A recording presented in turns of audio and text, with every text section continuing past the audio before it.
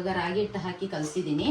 ಒಂದು ಅರ್ಧ ಬಟ್ಲು ಗೋಧಿ ಹಿಟ್ಟು ಹಾಕ್ತಾ ಇದ್ದೀನಿ.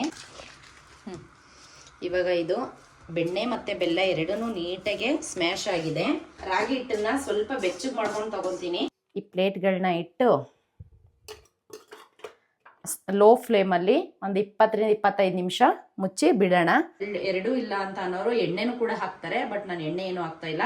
ನೀಟಾಗಿ ಇದನ್ನು ಉಂಡೆ ಮಾಡಿಕೊಂಡು ಬರೀ ರಾಗಿ ಹಿಟ್ಟಲ್ಲೂ ಮಾಡ್ಬೋದು. ಸೊ ನಾನು ಎರಡೂ ಯೂಸ್ ಮಾಡಿಕೊಂಡು ಇವತ್ತು ನಾನು ಅವಳಿಗೆ ಹೆಲ್ದಿಯಾಗಿ ರಾಗಿದು ಹಸಿ ಸ್ಮೆಲ್ ಹಂಗೆ ಇರುತ್ತಲ್ಲ. ಹೆಲೋ ಎಲ್ರಿಗೂ ನಮಸ್ಕಾರ, ವೆಲ್ಕಮ್ ಟು ಆಶಾ ಅಡುಗೆ ಮನೆ ಯೂಟ್ಯೂಬ್ ಚಾನಲ್.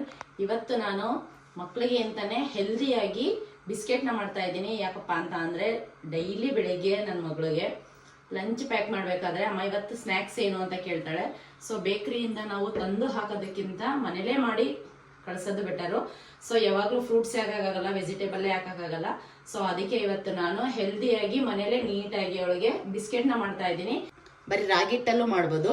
ಸೊ ನಾನು ಎರಡೂ ಯೂಸ್ ಮಾಡಿಕೊಂಡು ಇವತ್ತು ನಾನು ಅವಳಿಗೆ ಹೆಲ್ದಿಯಾಗಿ ಬಿಸ್ಕೆಟ್ನ ಮಾಡ್ತಾ ಇದ್ದೀನಿ. ಯಾವ ರೀತಿ ಮಾಡ್ತೀನಿ ಅಂತ ತೋರಿಸ್ತೀನಿ.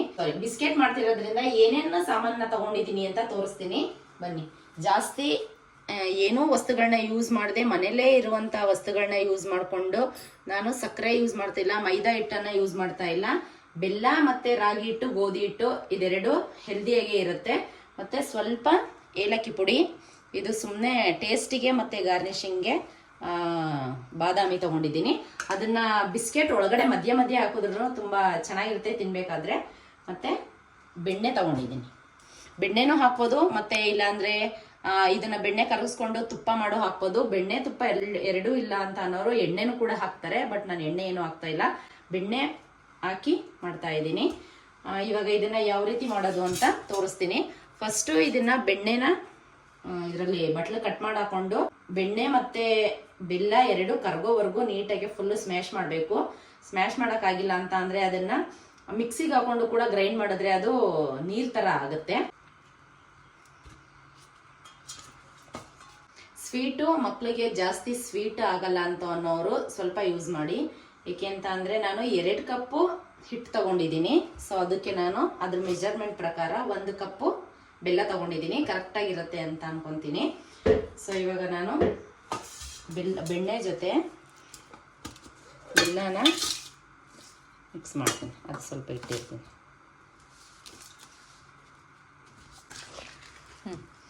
ಇವಾಗ ಇದು ಬೆಣ್ಣೆ ಮತ್ತು ಬೆಲ್ಲ ಎರಡೂ ನೀಟಾಗಿ ಸ್ಮ್ಯಾಶ್ ಆಗಿದೆ. ಇವಾಗ ನಾನು ರಾಗಿ ಹಿಟ್ಟು ಹಾಗೆ ತಗೊಂಡ್ರೆ ಅದು ಹಸಿ ಸ್ಮೆಲ್ ಇರುತ್ತೆ ಬಿಸ್ಕೆಟ್ ಮಾಡಿದಾಗ. ಸೊ ಒಂದು ಸ್ವಲ್ಪ ಬಾಣಲಿಗೆ ಹಾಕ್ಕೊಂಡು ಬೆಚ್ಚಗೆ ಮಾಡ್ಕೊತೀನಿ. ಅದು ಹಸಿ ಸ್ಮೆಲ್ಲೆಲ್ಲ ಹೋಗಿ ಹಿಟ್ಟು ಘಮ ಬರಬೇಕು, ಅಷ್ಟು ಸಾಕು. ಫುಲ್ಲು ಸೀಸಕ್ಕೇನು ಹೋಗಬಾರ್ದು. ರಾಗಿ ಹಿಟ್ಟನ್ನ ಸ್ವಲ್ಪ ಬೆಚ್ಚಗೆ ಮಾಡ್ಕೊಂಡು ತಗೊತೀನಿ. ಏಕೆ ಅಂತ ಅಂದರೆ ಬಿಸ್ಕೆಟ್ ಮಾಡಿದಾಗ ಅದು ರಾಗಿದು ಹಸಿ ಸ್ಮೆಲ್ ಹಂಗೆ ಇರುತ್ತಲ್ಲ. ಸೊ ಮಕ್ಕಳು ತಿನ್ನೋಕ್ಕಾಗಲ್ಲ. ಇದನ್ನು ಹಿಟ್ಟನ್ನು ಹುರಿದಾಗ ಅದು ಹಿಟ್ಟು ಘಮ ಬರುತ್ತಲ್ಲ. ಸೊ ಅದಕ್ಕೆ ಸ್ವಲ್ಪ ಬೆಚ್ಚಗೆ ಮಾಡಿಕೊಂಡು ಹಿಟ್ಟನ್ನು ಹಾಕೊತೀನಿ. ಇದನ್ನು ನಾನು ಫಸ್ಟೇ ಜಲ್ಡಿ ಹಿಡಿದು ನೀಟಾಗಿ ಇಟ್ಕೊಂಡಿರೋಂಥ ಹಿಟ್ಟಿದು ಗೋಧಿ ಹಿಟ್ಟನ್ನು ಅಷ್ಟೇ ನೀಟಾಗಿ ಜಲ್ಡಿ ಹಿಡಿದು ಇಟ್ಟಿದ್ದೀನಿ. ಅದನ್ನೇನು ಹುರಿಯೋಕ್ಕೇನು ಹೋಗಲ್ಲ, ಅದನ್ನು ಹಾಗೆ ಹಾಕೊತೀನಿ. ರಾಗಿ ಹಿಟ್ಟನ್ನು ಮಾತ್ರ ಹುರಿತಾ ಇದ್ದೀನಿ, ಅದು ಘಮ ಚೆನ್ನಾಗಿ ಬರಲಿ ಅಂತ. ನೋಡಿ ನೀಟಾಗಿ ಇದು ಕರಗಿದ್ದೆ ಬೆಣ್ಣೆ ಮತ್ತು ಬೆಲ್ಲ. ಇಲ್ಲಿ ಹಿಟ್ಟನ್ನು ಕೂಡ ಹುರ್ಕೊಂಡಿದ್ದೀನಿ. ಘಮ್ ಅಂತಿದೆ. ಒಬ್ಬೊಬ್ರಿಗೆ ರಾಗಿ ಹಿಟ್ಟು ಮಕ್ಕಳಿಗೆ ಸರಿ ತಿಂದ್ರೇ ಹೊಟ್ಟೆ ಕಟ್ಟುತ್ತೆ. ಸೊ ಅದಕ್ಕೇ ನಾನು ಇದನ್ನು ಬೆಚ್ಚಗೆ ಮಾಡಿಕೊಂಡು ಹಿಟ್ಟನ್ನು ಹುರ್ಕೊಂಡು ಹಾಕ್ತಾ ಇದ್ದೀನಿ. ಯಾವಾಗ ಏನೂ ಆಗಲ್ಲ ಮಕ್ಕಳಿಗೆ. ಇಲ್ಲಾಂದರೆ ಒಬ್ಬೊಬ್ರಿಗೆ ಹೊಟ್ಟೆ ನೋವು ಬರುತ್ತೆ, ರಾಗಿ ತಿಂದರೆ ಆಗಲ್ಲ. ಸೊ ಇವಾಗ ನಾನು ಬಿಸಿಯಾಗಿರೋಂಥ ಹಿಟ್ಟಿಗೆ ಇದು ಬಟ್ಲು ಚಿಕ್ಕದಾಗುತ್ತೆ. ಸೊ ಅದಕ್ಕೇ ನಾನು ದೊಡ್ಡ ಬಾಣಲೆಯಲ್ಲಿ ಕಳಿಸ್ತಾ ಇದ್ದೀನಿ. ಹಿಟ್ಟು ಸ್ವಲ್ಪ ಜಾಸ್ತಿ ಇದೆಯಲ್ಲ, ನೀಟಾಗಿ ಮಿಕ್ಸ್ ಆಗಲಿ.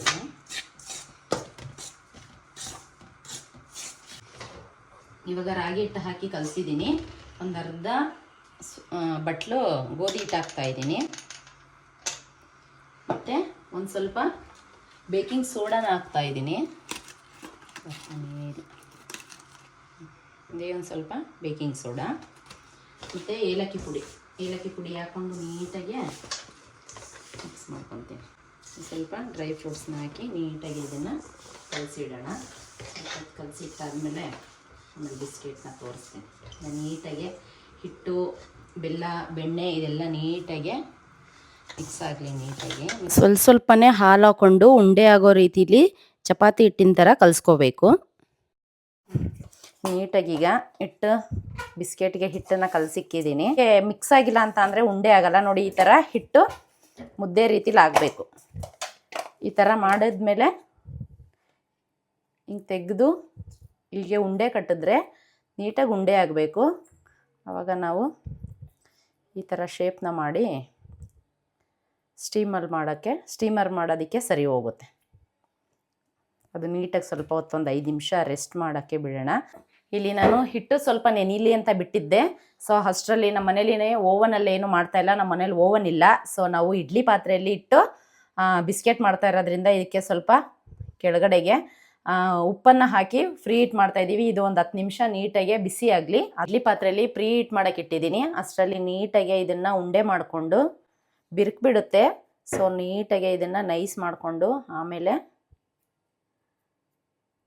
ಇದನ್ನೆಲ್ಲ ಒಡಿದೇ ಇರೋ ಥರ ಮಾಡಬೇಕು. ಇಲ್ಲಾಂದರೆ ಅದು ಬೆಂದಾಗ ಅದೇ ರೀತಿ ಇರುತ್ತೆ. ಬಿಸ್ಕೆಟ್ ಯಾವ ರೀತಿ ಇರುತ್ತೆ ನೀಟಾಗಿ ಶೇಪಲ್ಲಿ, ಅದೇ ಶೇಪಲ್ಲಿ ನಾವು ಮಾಡಿಕೊಂಡು ಅದನ್ನು ಒಂದು 20ರಿಂದ 25 ನಿಮಿಷ ನೀಟಾಗಿ ಬೇಯಿಸ್ಕೊಂಡ್ರೆ ಸಾಕು, ಬಿಸ್ಕೆಟ್ ರೆಡಿಯಾಗುತ್ತೆ. ಇವಾಗ ನೀಟಾಗಿ ಎಲ್ಲ ಬಿಸ್ಕೆಟ್ಗಳನ್ನೂ ಕೂಡ ಉಂಡೆ ಮಾಡಿ ನೀಟಾಗಿ ಬಿಸ್ಕೆಟ್ ಶೇಪ್ ಮಾಡಿ ಇಡ್ಲಿದು ಪ್ಲೇಟ್ ಒಳಗಡೆ ಹಾಕಿದ್ದೀವಿ. ನೋಡಿ ಎಷ್ಟು ಚೆನ್ನಾಗಿ ಕಾಣಿಸ್ತಾ ಇದೆ. ನಾವೆಲ್ಲನೂ ಒಂದೇ ಸಲ ಸ್ಟೀಮ್ ಮಾಡೋಣ ಅಂತ ಅಂದ್ಬಿಟ್ಟು ಈ ಥರ ಜೋಡಿಸಿದ್ದೀವಿ. ಇದರಲ್ಲಿ 1.5 ಕಪ್ಪಲ್ಲಿ ಹಿಟ್ಟಲ್ಲಿ ನಾವು ಸರಿಯಾಗಿ ಒಂದು 35ರಿಂದ 40 ಬಿಸ್ಕೆಟ್ಗಳಾಗಿದೆ.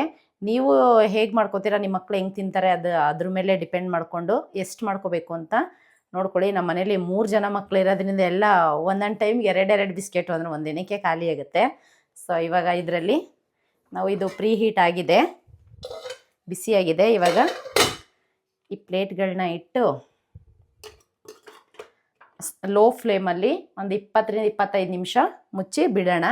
ಆಮೇಲೆ ಬಿಸ್ಕೆಟ್ಗಳು ಹೇಗಾಗಿರುತ್ತೆ ಅಂತ ನೀಟಾಗಿ ತೋರಿಸ್ತೀನಿ. 20ರಿಂದ 25 ನಿಮಿಷ ಮುಚ್ಚಿ ಲೋ ಫ್ಲೇಮಲ್ಲಿ ಬಿಡೋಣ. ಆ್ಯಕ್ಷನ್. ಸೊ ಇವಾಗ ಬಿಸ್ಕೆಟ್ ಎಲ್ಲ ರೆಡಿಯಾಗಿದೆ. ನೋಡ್ಬೋದು ಯಾವ ರೀತಿ ಬಂದಿದೆ ಅಂತ. ಇದು ಕೆಳಗಡೆ ಲಾಸ್ಟಲ್ಲಿ ಇಟ್ಟಿದ್ದ ಪಾರ್ಟ್ಸ್ ಎಲ್ಲ ನೀಟಾಗಿ ಪ್ಲೇಟಲ್ಲಿ ಇಟ್ಟಿದ್ದೆಲ್ಲ ನೀಟಾಗಿ ಬೆಂದಿದೆ. ಸೊ ಮೇಲ್ಗಡೆ ಇನ್ನೂ 2 ಪ್ಲೇಟಲ್ಲಿ ಇಟ್ಟಿದ್ದು ಇನ್ನೊಂದು 5 ನಿಮಿಷ ಹೋಗಲಿ ಅಂತ ಅಂದ್ಬಿಟ್ಟು ಸ್ಟೀಮ್ ಆಗ್ತಾ ಇದೆ. ಅದು ನೀಟಾಗಿ ಬೇಯಲಿ ಅಂತ ಹಿಟ್ಟಿಟ್ಟಿತ್ತು ಅಂತ. ಇವಾಗ ನೀಟಾಗಿದ್ದು ಕೆಳಗಡೆ ಭಾಗ ಎಲ್ಲ ಬೆಂದಿದೆ, ನೋಡ್ಬೋದು ನೀವೇ. ಸೊ ನಾವು ಹೆಲ್ದಿಯಾಗಿ ನೀಟಾಗಿ ರಾಗಿ ಬಿಸ್ಕೆಟ್ನ ಮಾಡಿದ್ದು ನಿಮಗೂ ಇಷ್ಟ ಆಗಿದ್ರೆ ಕಮೆಂಟ್ ಮಾಡಿ, ಲೈಕ್ ಮಾಡಿ, ಶೇರ್ ಮಾಡಿ. ಮತ್ತೆ ಮುಂದಿನ ವಿಡಿಯೋದಲ್ಲಿ ಸಿಗ್ತೀನಿ. ಅಲ್ಲಿವರೆಗೂ ನೋಡ್ತಾ ಇರಿ ಆಶಾ ಅಡುಗೆ ಮನೆ ಯೂಟ್ಯೂಬ್ ಚಾನಲ್. ನಾವು ಅಷ್ಟರಲ್ಲಿ ಬಿಸ್ಕೆಟ್ನೆಲ್ಲ ಖಾಲಿ ಮಾಡ್ತೀವಿ.